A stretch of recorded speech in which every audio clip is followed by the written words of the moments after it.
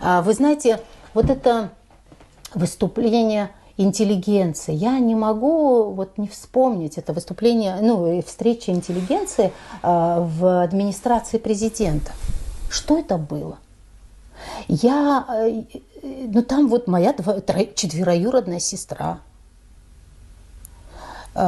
призывала там, или не знаю, Шалашов призывал принять, действовать в соответствии с законодательством.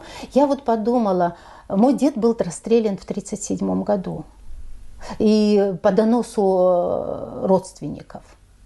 Я подумала, как повторяется история. В принципе, мои же родственники требуют, чтобы в соответствии с законом каким-то там, если нет этого закона, значит, надо принять закон об инагентах и привлекать как иностранных агентов. Я, если честно, не знаю лицо доносчиков на моего деда, но теперь я имею представление, какие-то лица бывают, к сожалению. Я очень сожалею, что наша интеллигенция допустила, чтобы их устами это произносилось. Призывы к борьбе с теми, кто сегодня много лет работает на эту страну,